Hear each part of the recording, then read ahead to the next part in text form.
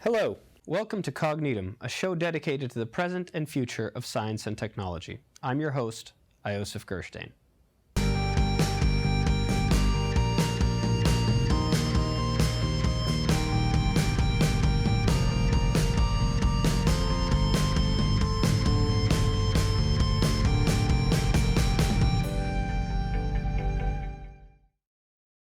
Today we have with us Phillip Meymin, professor of analytics at Fairfield University and author of multiple papers on mindfulness.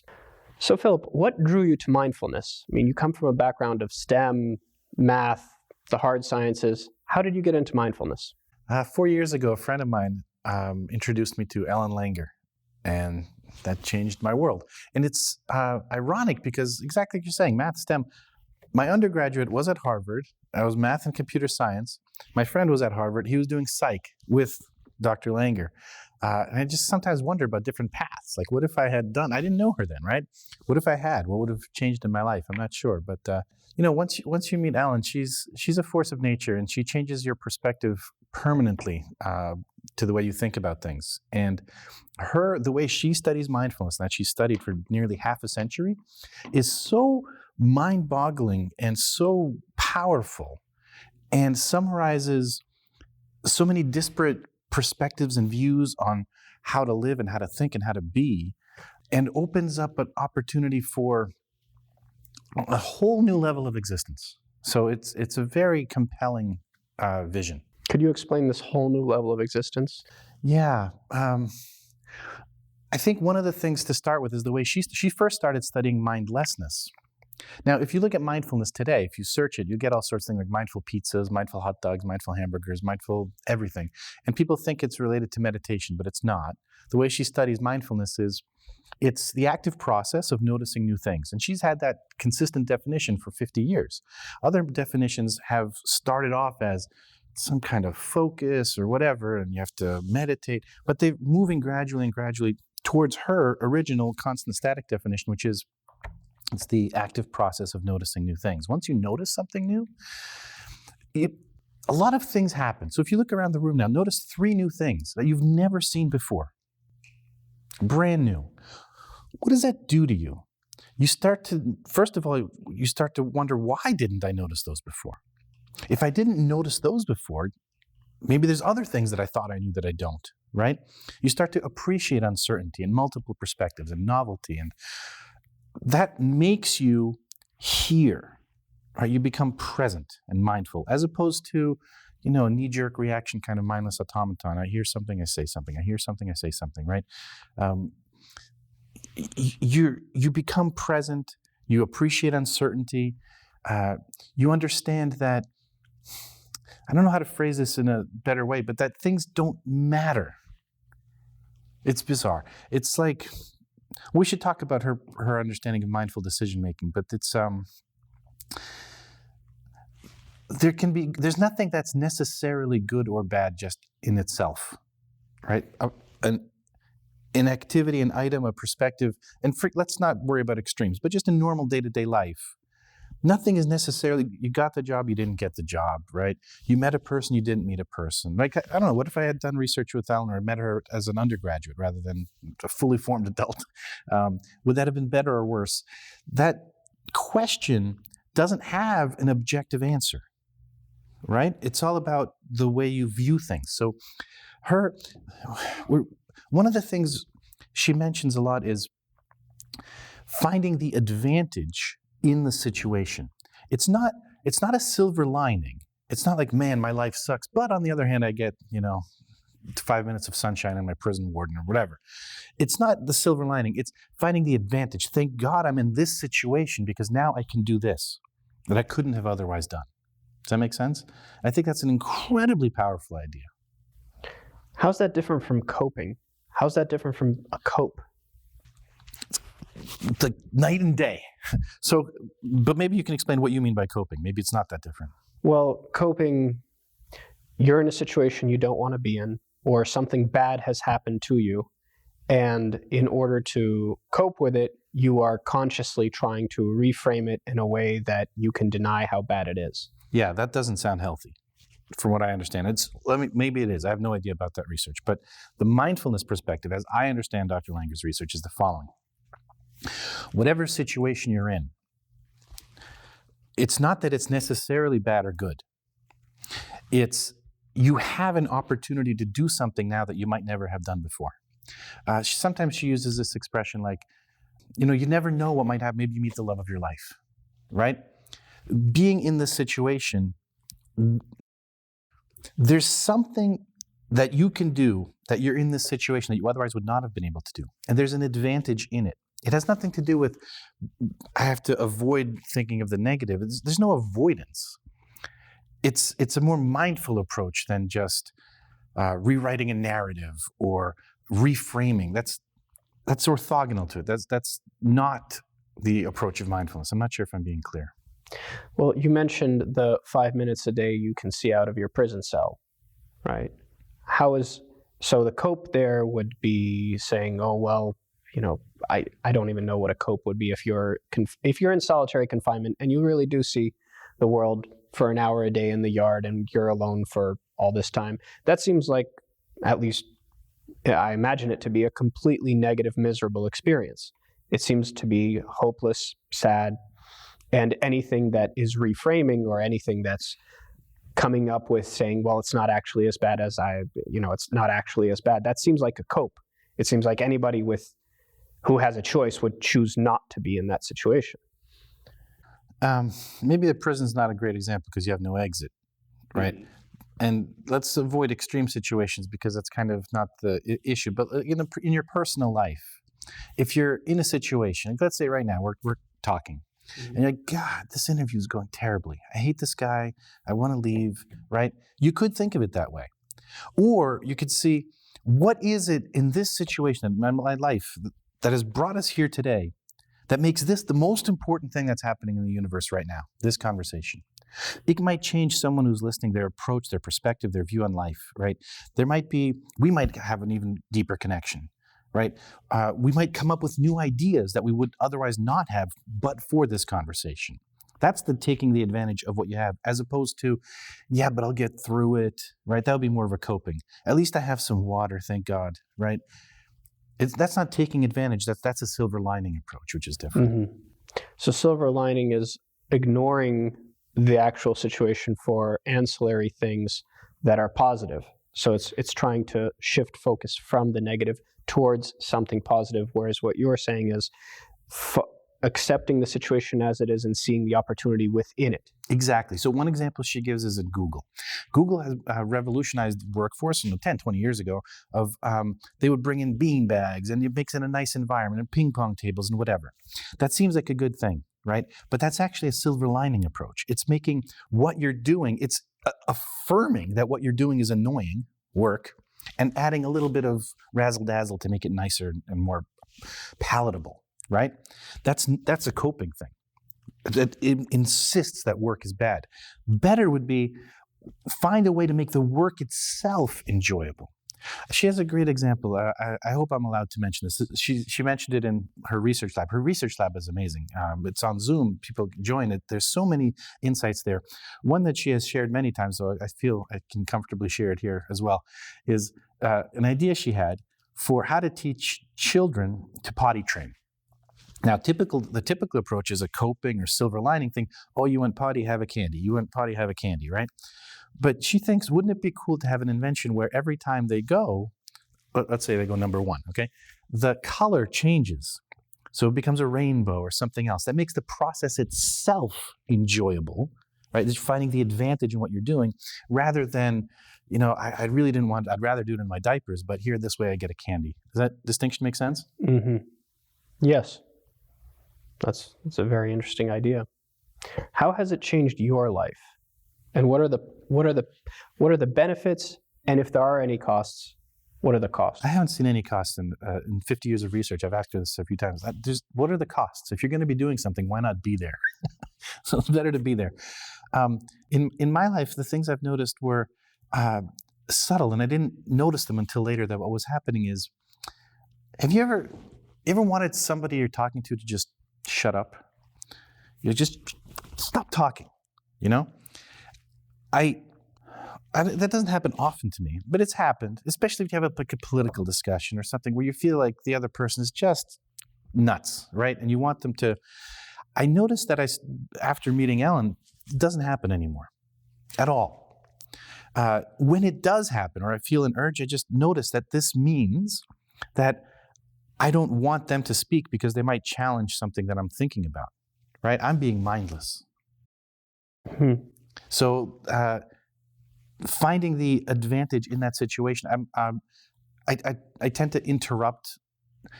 I wouldn't say less or more, but in different context. I interrupt like a normal communication style interruption, not to quiet someone down, whether it's a friend or family member or a stranger. You come to appreciate people's perspectives. The biggest thing is, whenever you're meeting somebody, when you're mindless, you think, what can they do for me? Or, if you're at a job interview, gosh, I hope this goes well, or stress. Or if you're giving a talk or a lecture, boy, I really hope it goes well and I don't forget my lines or whatever I'm supposed to do. But if you're taking this take advantage of every situation, mindfulness approach, then when you meet somebody, the specifics of the situation are so far below what could really happen, which is a genuine human connection. If you're at an interview and you realize I'm not meeting a title, insert title here, I'm meeting a human being. Maybe they'll hire me, maybe they won't. Maybe we'll be friends, maybe we won't. But every interaction between two human beings is so unique and powerful and special that it's a shame to waste it by thinking of it transactionally. That's a beautiful sentiment. And you've heard of this NPC meme, right? Non-playable character, where people are regurgitating arguments that they haven't come up with independently or thought through the ramifications of. Yes. And when you hear somebody going through and acting like an NPC right in front of you, and they are saying the same argument you've heard 1,000 times, which is fallacious, you don't want to interrupt them. You don't want to escape that. You think that it's legitimately challenging your beliefs, or are you trying to establish a human connection and just forgiving them their ignorance? Oh, you've raised a lot of things there we'll talk about. First, let's just, for me, I just want to make sure I'm not an NPC. Mm-hmm. And I have been, I'm sure, in my life. Every time we've been mindless, we've been kind of an NPC. I'll give you an allegory. I hope you don't take this literally. Maybe it's literally true. I have no idea. Suppose we're living in a simulation, okay? And there are literally non-playable characters that are controlled by AI or little AI bots. Maybe the number of people who are controlling us is limited to some number, and they can only be in certain people, right? So that's where mindfulness comes from, is now you're being controlled by somebody, right? You're doing something interesting. There's somebody literally present within you. I think that analogy fails because I don't think there's a limit. I think everybody on earth could be simultaneously perfectly 100% mindful. But that helped me early on to understand what kind of an allegory for what mindfulness might be. It's that there is somebody looking out through the eyes, right? When you're talking to, like you said, someone who seems to be acting like an NPC, there's no one behind the eyes. It's kind of closed off, right? They're gazing somewhere else. They're attending to something else, that they're not really there. They're regurgitating, their knee-jerk reaction. Now, the second issue you raised is if I'm talking to somebody, I feel like I'm being as mindful as I can be. I'm noticing new things. I'm appreciating uncertainty. I understand their perspectives. And they're being mindless. There's two things you can do. Three actually. One is you could think, one is just bad. You could think that they're mindless and then you just walk away from them or whatever. You become mindless. That would be a lose-lose. Second thing you could do is just by being mindful. This is one of the most amazing parts of research that Dr. Langer has run, is there's a sort of contagion with mindfulness. So let me explain one experiment. You're sitting here, okay, and I'm just standing next to you, like over your shoulder. I'm a Confederate, so I'm part of the experiment, and I'm in one of two conditions. Either I have been induced to be mindless or to be mindful. That's it, and I just stand there. I do nothing else. Now you are reading a card or doing some kind of task. For example, you're reading a card that says, Mary had a little lamb.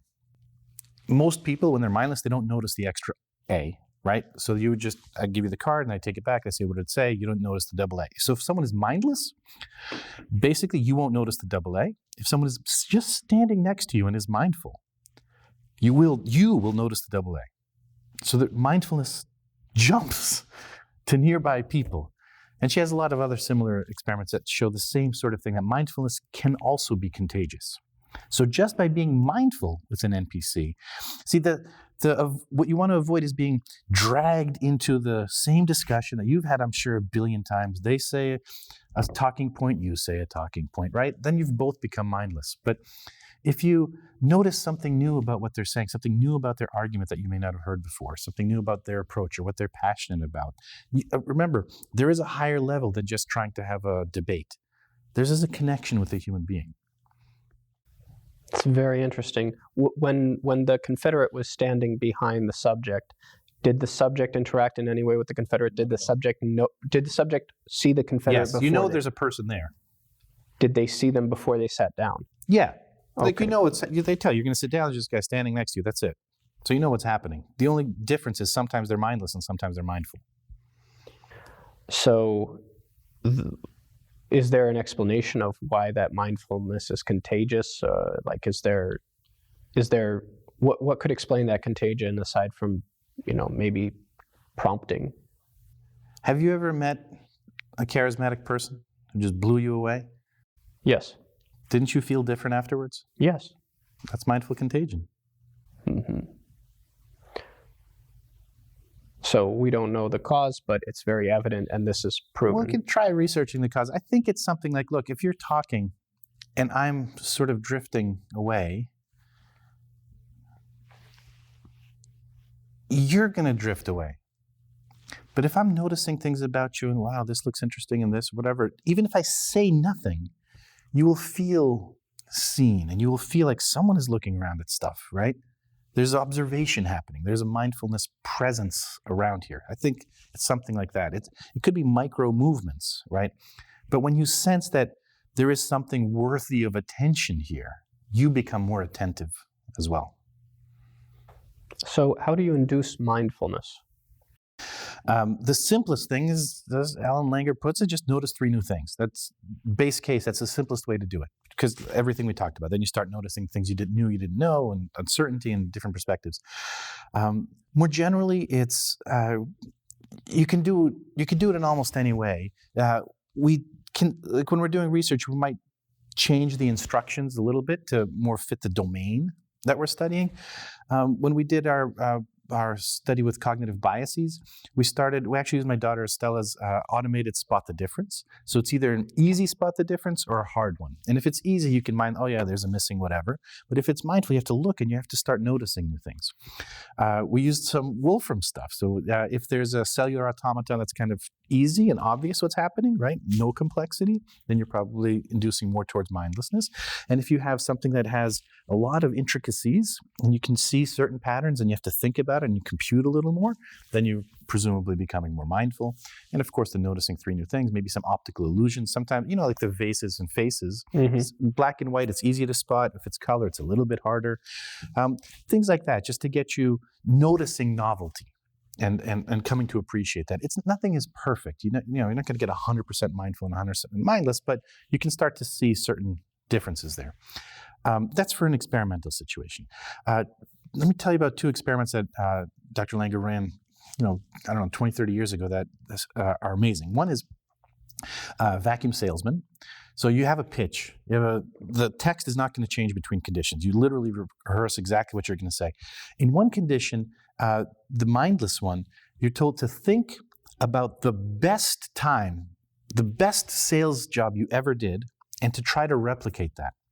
Now that sounds like good advice, doesn't it? And yet it makes you mindless because you're repeating. You're not noticing anything new, right? It seems like it should work. What would be the mindful version? The mindful version, this is such a brilliant twist she did. Sell it as you would sell it, but change your delivery in a way that only you would notice. The customer, you think, would not notice what you're changing, right? What a difference. Like if you had to guess, forgetting everything we've talked about today, if you had to guess which of those two did better, you might think this one, right? They're doing their best. This one doing some novel. Who cares, right? Far and away, the salesmen do much better with the novelty, the mindfulness approach than the mindless. Another similar one was with an orchestra, mindlessly playing, again, the exact same instructions, replicate the best performance you ever had of this symphony, play it exactly like that, as best as you can, versus try to play the symphony different in a way that you think only you will notice. Just you on your violin or whatever, you'll do something that you'll hear, you'll notice, but you think nobody else will. Record both and let people listen to both and see which they prefer. Overwhelmingly, people prefer the mindfully generated music. So there's something there, maybe to answer your question about contagion, right? When you're doing things mindfully, the world around you is changing. That's very, very interesting. What are the other effects of being mindful? Longevity, health, creativity, leadership, insight, knowledge generation, virtually anything. I kind of think of mindfulness as a necessary requirement in order to generate unique knowledge, right? In the way that we've talked about with David Deutsch and explanations and Popperian style. I don't think if you're mindless, I could be wrong, this is a hypothesis, I don't think if you're mindless that you can generate new explanations. Mm-hmm. Does it increase your rationality? So that's one of the papers we wrote together on cognitive biases and mindfulness. So the cognitive biases are standard stuff like noticing the double A, for example, or loss aversion, or any of these standard questions like do you think there are more words in the dictionary that start with the letter R or have R in the third letter, right? All sorts of biases. We put them into mindless and mindful conditions, and it seems that in the mindful condition, they answered far more rationally, in quotes, like more survey rational. The way the original proponents of the experiments would have suggested was more rational, much more, on 19 out of the 22 different biases that we computed. So in a sense that mindfulness made you more rational, but mindfulness and rationality they're not the same thing. So consider, for example, Daniel Kahneman, System 1 and System 2, okay? He would say that System 1 is the knee-jerk, quick thinking, decision-making, right? And System 2 is more of a thoughtful and deliberate system of thinking, making decisions. Now, multiplying 3 times 5, that would be System 1. Multiplying 87 by 49, that would be more deliberate, right? That would be the System 2 in his perspective. But the way Dr. Langer thinks about it is either one of those could be mindless or mindful. And most likely, most of those are pretty mindless. Like when you're multiplying 2-digit numbers, you're not like thinking about new things. Boy, I wonder if I can have some sort of group or whatever. No, you're just doing rote multiplication. So it's not System 1 is mindless, System 2 is mindful. That's not the case, even though one is presumably more rational than the other. So one of the questions that we asked was Shane Frederick's cognitive reflection test. A bat and a ball together cost $110. The bat costs... how does it work? $110 together. The bat costs $10 more, $5 more than whatever it is. They cost together $110. How much more does the bat cost than the ball? I don't remember the question for some reason. The other question is, if 5 machines can make 5 widgets in 5 minutes, how many widgets would 100 machines make in 100 minutes? Or there's a patch of lily pads that doubles in size every day. Right, and it takes 48 days to cover the entire pond. How long would it take to cover half the pond? It's 47 days, right? It's 47. So most people would think 48, something like divide by 2. I got this. It's 24, right? But it's 47 because it's the day before. So those measure the ability. Those are great tests because those are highly correlated to IQ. You pass, you win. That's awesome. But many people get it wrong because there's an instinct to answer a question that's not quite exactly what was asked. Another one was Linda. You know the Linda problem. Linda is 31 years old. She's single. She used to work on anti-nuclear demonstrations. She's very bright. That was her major in college, environmental science or something. Which is more likely? Linda is a bank teller, or Linda is a bank teller and is active in the feminist movement? And it's a conjunction fallacy because it can't be the case that a feminist bank teller is more probable than a bank teller that's either feminist or non-feminist, right? People get that wrong because they think representativeness bias. Or if you see someone on a train that looks like the perfect nerd, right? They've got the things and the things and the things, and a stack of dusty books, and they're looking through it. Is it more likely that they're a curator or some archivist at a museum, or that they're a salesman? Which is more likely? Now, they fit the mold of the curator, archivist much more, but how many of those are there on Earth? How lucky would you be to see one, right? It's most likely it's a slightly eccentric salesperson because there's billions of salespeople, right? That's another fallacy that people have, which on all of those metrics, once you're mindful, you tend to answer better. But better in the sense that it's closer to the rational. See, each of those answers could be answered by a mindful person in the exact opposite direction. So Linda, the feminist bank teller, I might think you're a bit of a bozo for asking me that question. Presumably you meant to say non-feminist in the original, in the other one, right? Like I give you the benefit of the doubt for being incorrect with your wording. Another common example is they ask people, which is more likely to be spilled, coffee or hot coffee? And of course, hot coffee is a subset of coffee, but if you ask that of human beings, they might say hot coffee. Is it because they're being irrational? Maybe they're mindfully answering it that way because, well, you said coffee, but presumably you're not an idiot. You probably meant non-hot coffee since you said hot coffee later, right? So with those caveats aside, yes, putting people in a more mindful state on average does tend to make them answer these cognitive bias questions better, but it could be that at the extremes, the mindful people might answer differently. The biggest prediction of mindfulness is that it would be an increase in variability. Mindlessness, you tend to be much more predictable. Mindful people or people in a mindful condition would tend to answer with more variation. And how's that linked to creativity? This is I think one of the best experiments she's done on creativity. You put people in a room in a group, and what an awesome little. She has all these like a little twist, and suddenly the world changes. Two groups, they don't see each other. One group is told, "This is a dog's rubber chew toy. This is a paperclip. This is a napkin. Whatever."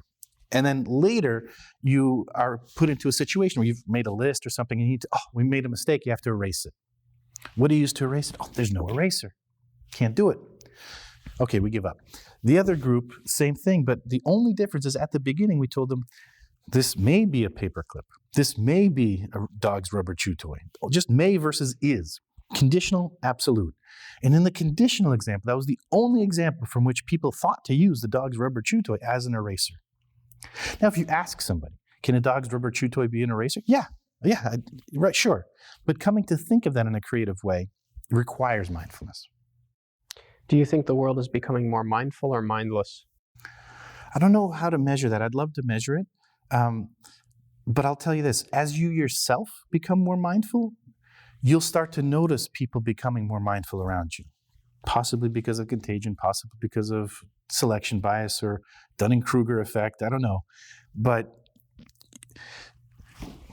here's another thing we wrote about. So there's level 1, 2, and 3. If you see somebody doing an action that you could interpret as if they're being mindless or as if they're being mindful, it doesn't matter what the truth is.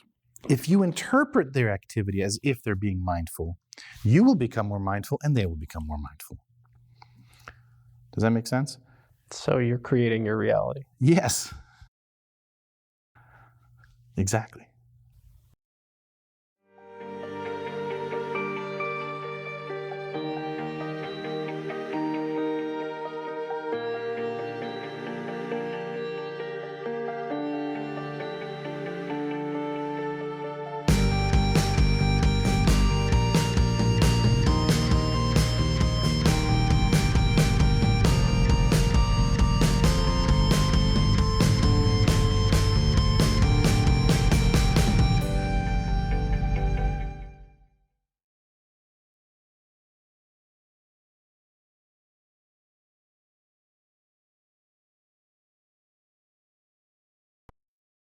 I'll be here to hear what's on your mind.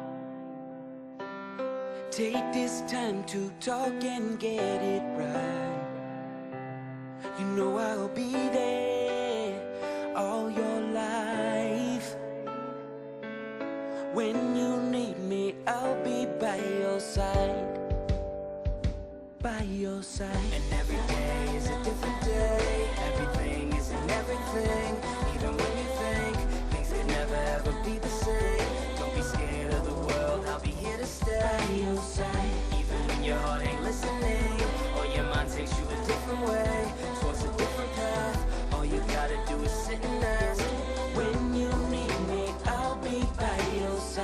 When the adults in a child's life talk early and often about the dangers of underage drinking, the message gets stronger every time.